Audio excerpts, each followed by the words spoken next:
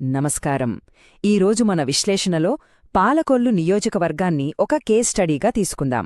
ఇక్కడ ఎన్నికల డైనమిక్స్ ఎలా పనిచేశాయి, అలాగే సుపరిపాలన అందించడానికి ఎలాంటి బ్లూప్రింట్ అవసరమో ఒక నిష్పక్షపాత, డేటా ఆధారిత దృష్టితో చూద్దాం. ఇది కేవలం రాజకీయ విశ్లేషణ కాదు, నాయకులకు ఒక మార్గదర్శి. సరే, ముందుల మనం క్షేత్రస్థాయిలో ప్రజల నాడి ఎలా ఉందో అర్థం చేసుకుందాం. ఆ తర్వాత వచ్చిన భారీ తీర్పును, ఆ ఓటమి వెనుకున్న కారణాలను విశ్లేషిద్దాం. చివరిగా ప్రజావిశ్వాసాన్నే తిరిగి గెలుచుకుని 2029 వైపు ఎలా అడుగులు వేయాలో ఒక స్పష్టమైన మార్గాన్ని చూద్దాం. మొదటగా ప్రజల నాడి. మనం ఏ విశ్లేషణ అయినా మొదలుపెట్టాలంటే ముందు ఆ ప్రాంతం గురించి, అక్కడి ప్రజల గురించి, వాళ్ల దైనందిన సమస్యల గురించి తెలుసుకోవాలి. ఎందుకంటే రాజకీయాలు మొదలయ్యేది అక్కడే, వాళ్ల జీవితాల్లోనే. ఇదిగో ఆంధ్రప్రదేశు పటంలో పాలకొల్లు, ఒక తీరప్రాంత నియోజకవర్గం. ఇక్కడి నీల, నీరు, వ్యవసాయం, ఆక్వాకల్చర్ ఇవే ప్రజల జీవనాధారం. వారి రాజకీయ అభిప్రాయాలను కూడా ఇవే ఎక్కువగా నిర్దేశిస్తాయి. ఇక్కడ ఒక విషయం మనం గమనించాలి. పాలకొల్లు ఓటర్లు చాలా చైతన్యవంతులు. ఆలోచించండి, 83% పోలింగ్, 80% అక్షరాస్యత. అంటే వాళ్లు తమ సమస్యల పట్ల స్పష్టమైన అవగాహనతో ఉన్నారు. చారిత్రాత్మకంగా ఇది టీడీపీకి బలమైన ప్రాంతం అయినా ఇక్కడ ఓటర్లు పనితీరు ఆధారంగానే తీర్పిస్తారని ఈ గణాంకాలు మనకు చెప్తున్నాయి. అవును, ఇది చాలా ముఖ్యమైన పాయింట్. ప్రజల కోపానికి, అసంతృప్తికి కారణం పెద్ద పెద్ద రాజకీయ సిద్ధాంతాలు, విధానాలు కాదు. తాగడానికి మంచినీళ్లు, సరిగ్గా పారే డ్రైనేజీ, ఊరికి వెళ్లడానికి మంచి రోడ్డు, ఇలా వాళ్ల రోజువారీ జీవితాన్ని ప్రభావితం చేసే చిన్న చిన్న సమస్యలే. వాటిని విస్మరించినప్పుడే ఫలితం తీవ్రంగా ఉంటుంది. సమస్యలు కూడా చూడండి, పట్టణంలో ఒకలా ఉంటే పల్లెల్లో మరోలా ఉన్నాయి. పాలకొల్లు టౌన్లో ప్రజలు ఏళ్లుగా నీటి కొరతతో, మురుగునీటి సమస్యలతో విసిగిపోయారు. మరోవైపు యలమంచిలి, పోడూరు లాంటి గ్రామాల్లో రైతులు సాగునీటి కోసం, ప్రజలు సరైన రోడ్ల కోసం ఎదురుచూస్తున్నారు. ఈ చిన్న చిన్న సమస్యలే చివరికి పెద్ద రాజకీయ మార్పుకు కారణమయ్యాయి. సరే, క్షేత్రస్థాయిలో పరిస్థితి ఇది. మరి ఈ అసంతృప్తి ఓట్ల రూపంలో ఎలా మారింది? ఆ సంఖ్యల కథేంటో ఇప్పుడు చూద్దాం. మరి 2024లో అంకిల్ చెప్పిన కథ ఏమిటి? ఆ ఫలితాలు ఎంత స్పష్టంగా ఉన్నాయో మనమిప్పుడు చూద్దాం. మొదట 2019 లెక్కలు చూద్దాం. అప్పుడు టీడీపీకి 43.2%, వైఎస్సార్సీపీకి 31.8% ఓట్లు వచ్చాయి. ఈ నంబర్లను గుర్తుపెట్టుకోండి, ఎందుకంటే 5ఏళ్లలో జరిగిన మార్పు అసాధారణమైనది. ఇక 2024కొస్తే చూడండి ఈ మార్పును.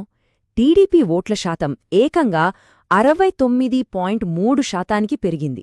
అదే సమయంలో వైఎస్సార్సీపీ ఓట్ల శాతం 27.7%కి పడిపోయింది. ఇది కేవలం గెలుపు కాదు, ఒక రాజకీయ సునామీ. మెజారిటీ చూడండి, 67,945 ఓట్లు. ఈ ఒక్క సంఖ్య ఓటమి తీవ్రతను స్పష్టంగా చూపిస్తోంది. ఇది ఎవరూ ఊహించని మార్జిన్. ఇక్కడ మనం అసలు కథ చూడాలి. టీడీపీకి ఓట్లు పెరగడమే కాదు, ఇంకో ఆశ్చర్యకరమైన విషయమేంటంటే అధిక పోలింగ్ జరిగిన వైఎస్సార్సీపీకి ఓట్లు పెరగపోగా ఉన్న ఓట్లలోంచి 4% కోల్పోయింది. అంటే ప్రభుత్వ వ్యతిరేకత ఎంత బలంగా పాతుకుపోయిందో ఇది రుజువు చేస్తుంది. ఫలితాలు చూశాం. కాని ఈ ఫలితాల వెనుకున్న అసలు కారణాలేంటి?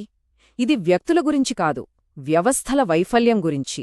ఆ లోపాలను సరిగ్గా అర్థం చేసుకుంటేనే భవిష్యత్తుకు మార్గం దొరుకుతుంది. మన విశ్లేషణలో ఓటమికి 4 ప్రధాన కారణాలు బయటపడ్డాయి. 1. టీడీపీ జనసేన కూటమి రూపంలో ఒక బలమైన ప్రతిపక్షం. 2. పార్టీలో ఉన్న అంతర్గత విభేదాలు, సమన్వయ లోపం. 3. కీలకమైన కాపు, బీసీ సామాజిక వర్గాల మద్దతును పొందలేకపోవడం. ఇక 4వది, అన్నిటికన్నా ముఖ్యమైనది, ప్రజల కనీస అవసరాలను పట్టించుకోకపోవడం. ఈ టేబుల్ని మనం పార్టీకి ఒక హెల్త్ రిపోర్ట్లాగా చూడొచ్చు. బూత్ స్థాయి కమిటీల దగ్గర మొదలుపెట్టి ప్రజావిశ్వాసం వరకు ప్రతి చోటా వ్యవస్థాగత బలహీనతలు స్పష్టంగా కనిపిస్తున్నాయి. క్షేత్రస్థాయిలో పార్టీ నిర్మాణం పూర్తిగా బలహీనపడటమే ఈ ఫలితానికి ప్రధాన కారణం. క్షేత్రస్థాయి నివేదికల నుంచి వచ్చిన ఈ ఒక్క వాక్యం పరిస్థితి తీవ్రతను చెబుతోంది.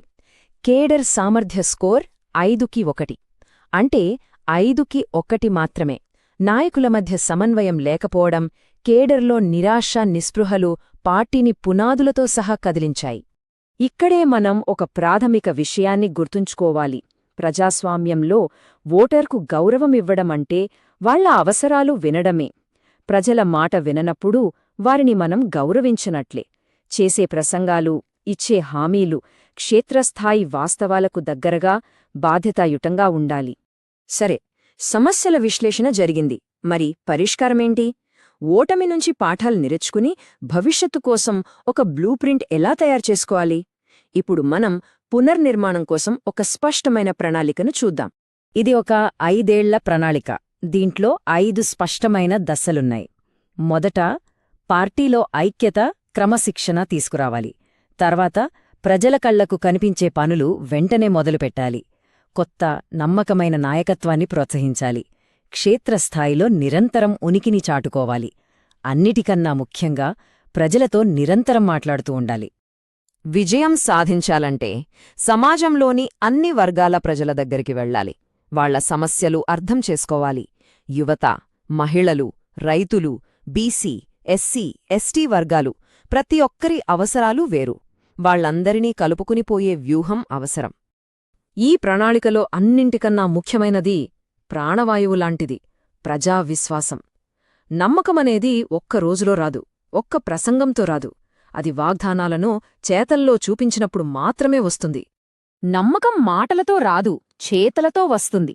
అందుకే ఓటర్లు ఏ సమస్యలతో అయితే ఎక్కువగా బాధపడుతున్నారో వాటిపైనే దృష్టి పెట్టాలి. మంచినీటి ప్రాజెక్టు, పారిశుద్ధ్య వ్యవస్థ, గ్రామీణ రోడ్లు, ఈ 3 పనులు పూర్తయితే అవి 100ల ప్రసంగానికన్నా బలంగా మాట్లాడతాయి. మేము దీన్ని గవర్నెన్స్ ROI అంటాం.